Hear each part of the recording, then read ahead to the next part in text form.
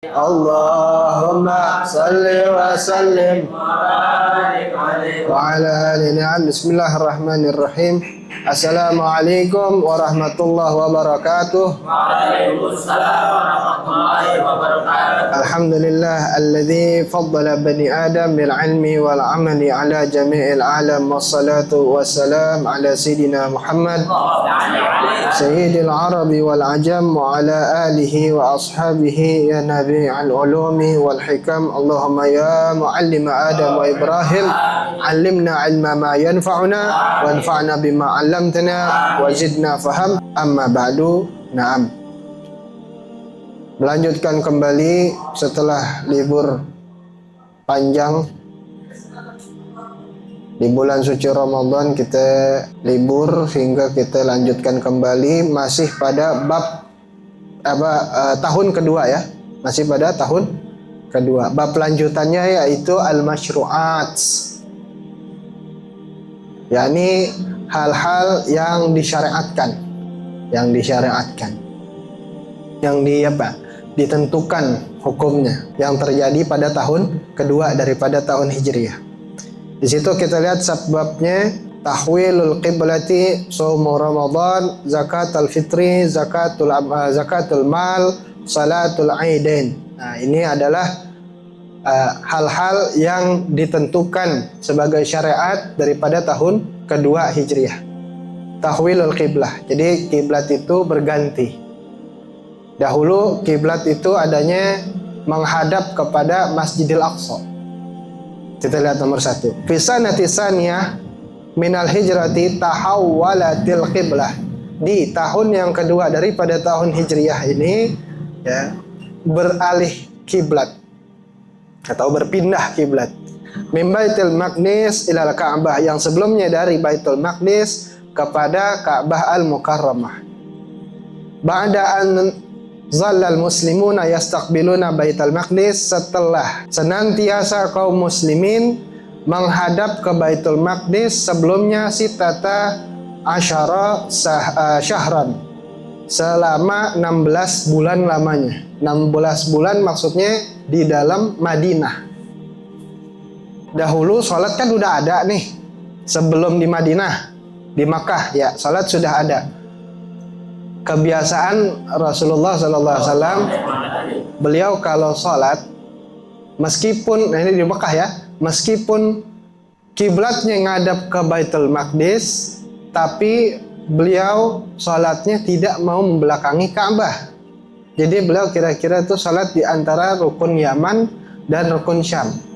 Jadi kalau ngadap ke Baitul Maqdis, Ka'bah juga masih di depan beliau. Ya, kebayang ya? Nah, begitu modelnya. Sekarang adanya di Madinah. Kalau ngadep ke Baitul Maqdis, kira-kira Ka'bah itu adanya di belakang. Ya, agak serong gitu. Adanya di belakang. Jadi kan ini beda nih.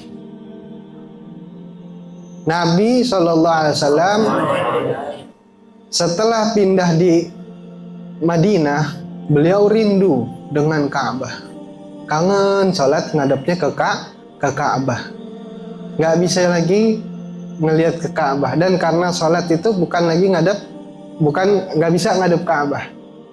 Sehingga ini dia, selama 16 bulan setelah dari hijrah, kaum muslimin sholatnya hanya menghadap ke Baitul Maqdis tanpa melihat Ka'bah sama sekali. Nah, disitulah ya Rasulullah rindu.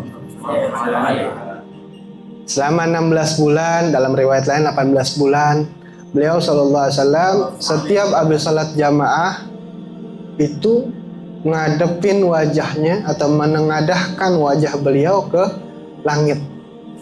Jadi habis salat nggak minta apa-apa, hanya menengadahkan. Nggak minta apa ya, nggak, hanya ngadep ke langit gitu. Artinya ngadep ke langit punya permohonan, punya keinginan, hanya beliau tidak mengutarakan. Punya keinginan, beliau nggak mengutarakan. Nah, Apa ya yang menjadi keinginan beliau? Yaitu sholat menghadap ke Ka'bah. Taunya dari mana, Beb? Kan nggak diutarakan nama Rasulullah. Nanti Allah Ta'ala pernyatakan di dalam Al-Quran. Nah, dan begitu juga ya, diceritakan juga di dalam Al-Quran bahwa Allah Ta'ala menceritakan sebelum terjadinya perpindahan Ka'bah ini, terjadinya perpindahan kiblat dari Baitul Maqdis ke Ka'bah, itu orang-orang dari Yahudi, mereka menjelek-jelekan kaum muslimin. Bahasanya gini, ngapain kita ngikut kepada Islam? Toh mereka sholat ngadepnya ke tempat kita. Maksudnya kita itu orang-orang dari Bani Israel. Bani Israel terdahulu, bukan nation ya, bukan negara seperti yang sekarang. Ngadepnya juga ke Baitul Maqdis, sama aja sama kita. Kan mereka ngadepnya ke Baitul Maqdis, sama aja. Ngapain kita ngikut, orang kiblatnya sama sama kita? Tambahlah sedih Rasulullah SAW. Sehingga beliau tiap habis salat ngadep ke langit selama 16 bulan. Baru setelahnya turunlah perintah dari Allah Subhanahu wa taala atas perpindahan kiblat. Qad nara taqalluba wajhika fis sama, dan seterusnya ila akhir ayat. Itu ayatnya. Kata Allah Ta'ala di situ, Allah Ta'ala pernyatakan, kami melihat, kami tahu engkau senantiasa menengadahkan wajahmu ke langit. Tahu kami. Mulai saat ini ya, hadapkanlah wajahmu kepada kiblat yang kamu mau. Kalau ente ntar lihat Al-Qurannya seperti itu.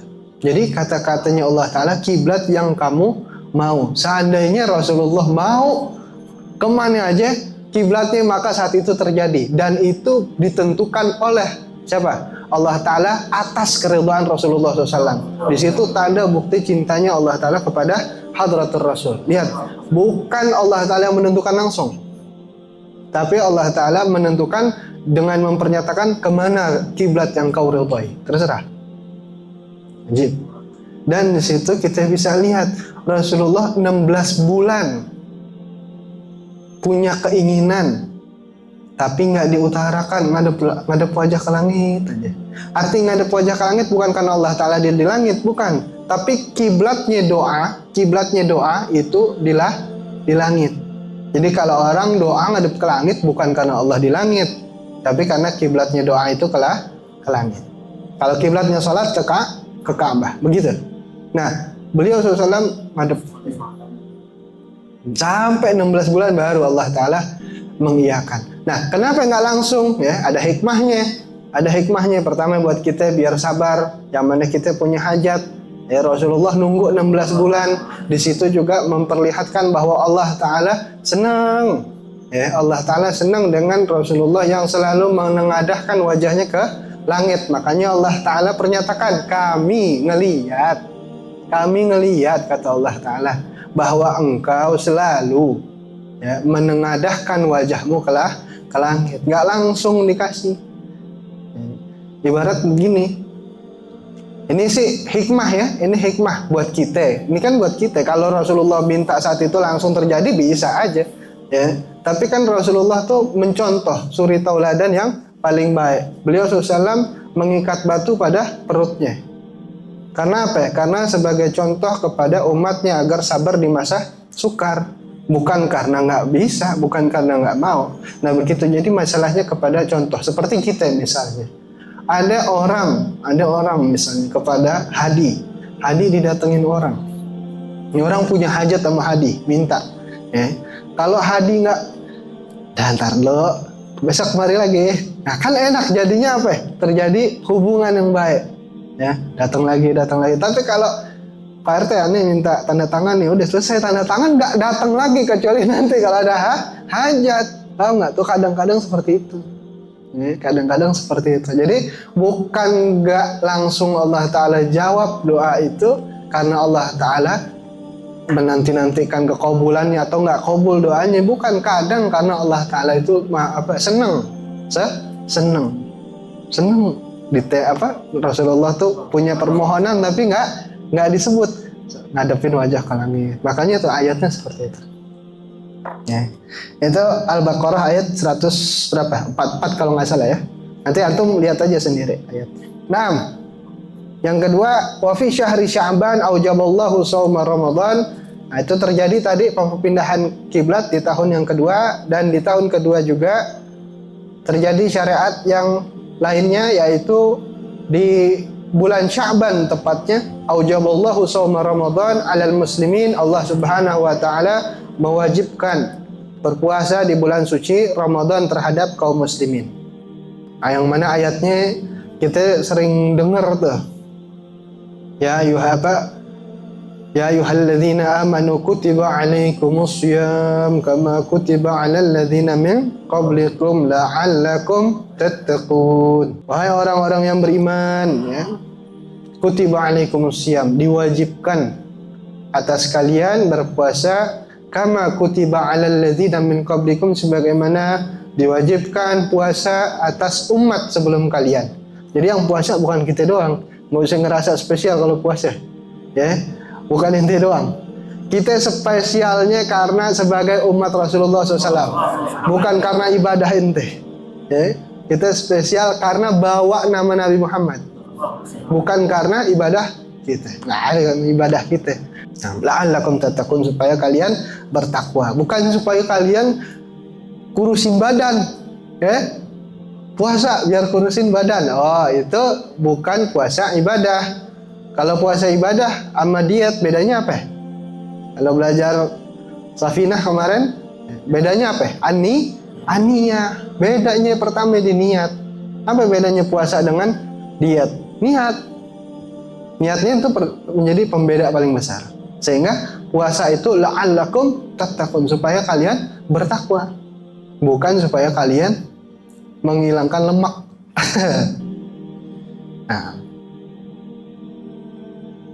Nah, hikmah daripada puasa yang Allah Ta'ala wajibkan di bulan Sya'ban dari tahun kedua Hijriah ini apa? Liyadzuqas sha'im syiddatal ju' wal 'atas, supaya orang yang puasa itu merasakan, ya, dahsyatnya rasa lapar dan juga haus.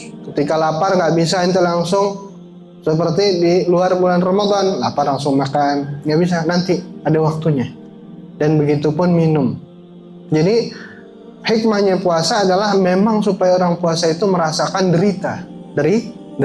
Tanda cinta adalah derita, pengorbanan. Ya kan, kalau orang siang-siang puasa, ya, kumur-kumur, makruh, ya, bisa-bisa batal. Umurnya pakai es doger.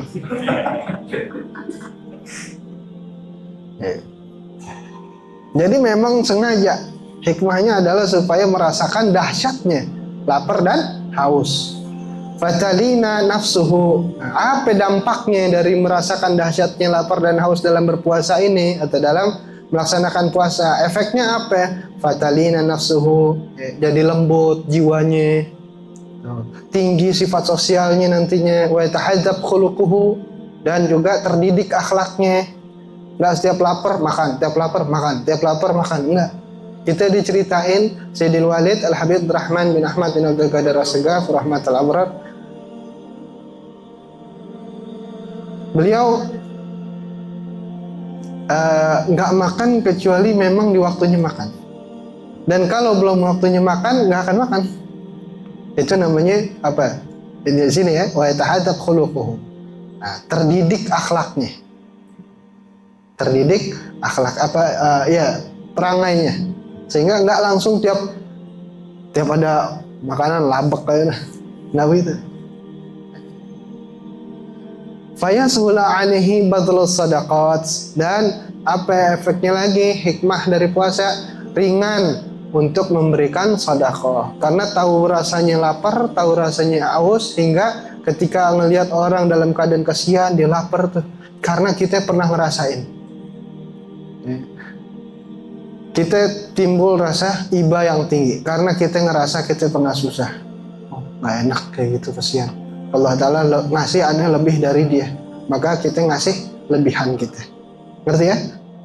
Itu diantara hikmahnya puasa. Wa fiha aujaballahu zakatal fitri, dan begitu juga ya Allah Ta'ala mewajibkan di bulan di tahun kedua daripada tahun Hijriah ini akan zakatul fitri.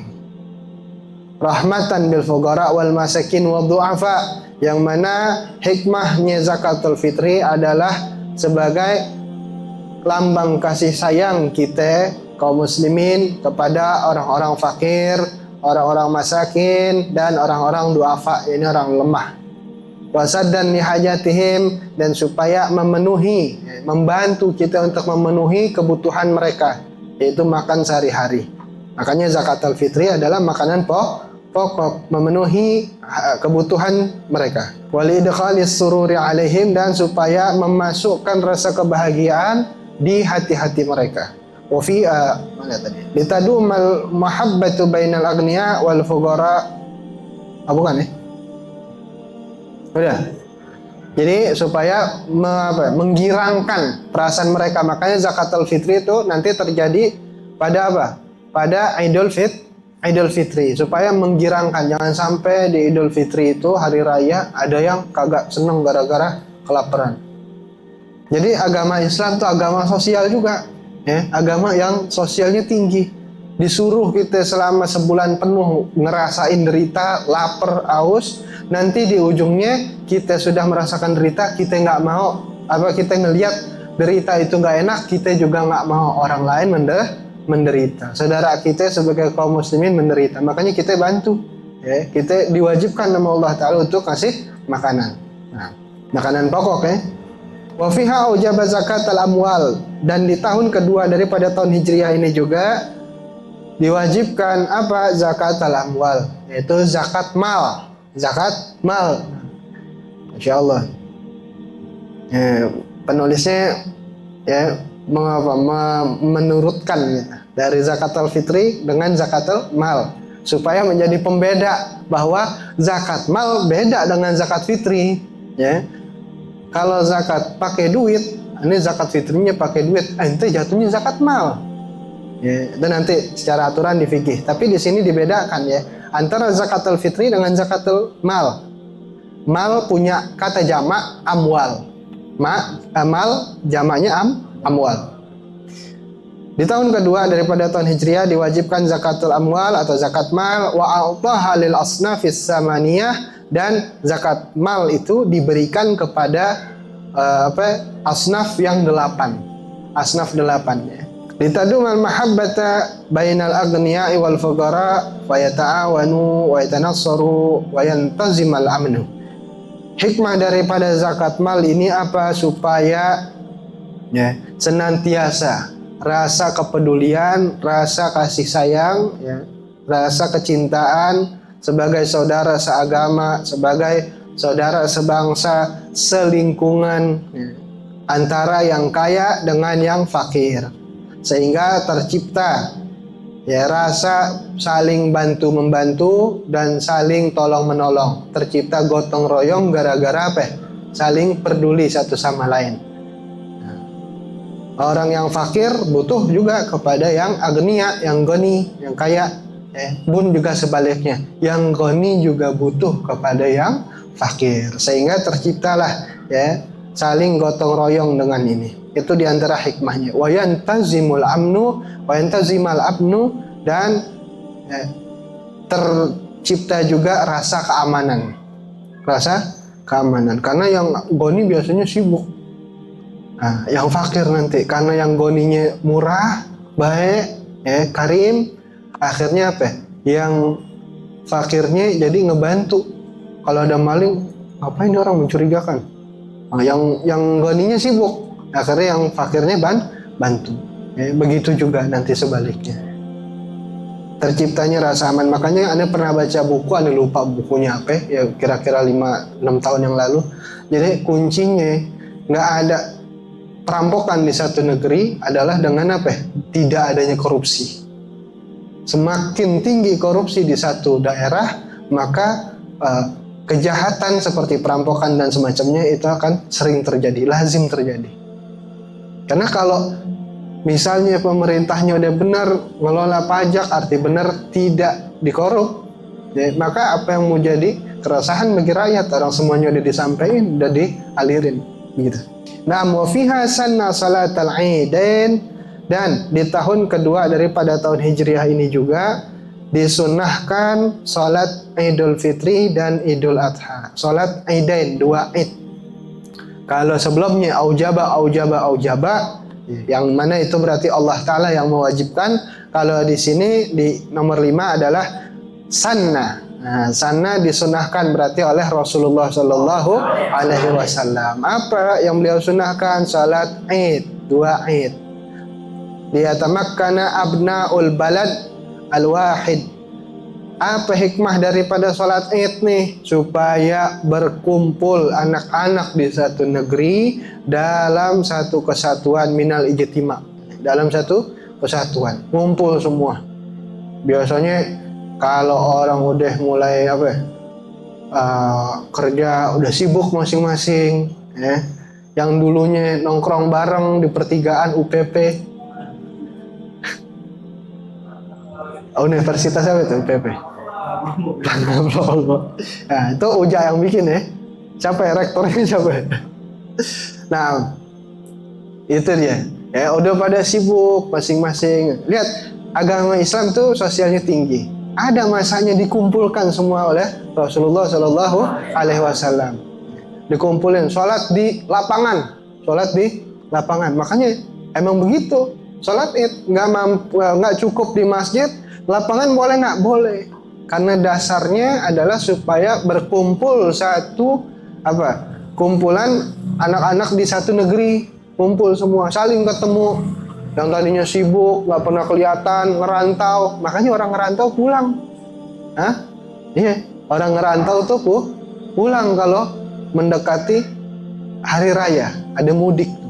Pondok-pondok pesantren dipulangin, libur, supaya tadi berkumpul anak-anak di satu negeri, kembali ke kampung halamannya, biar tahu, oh kabarnya si Anu begini, oh masya Allah udah gede ya, iya masa kecil mulu, mengkuman.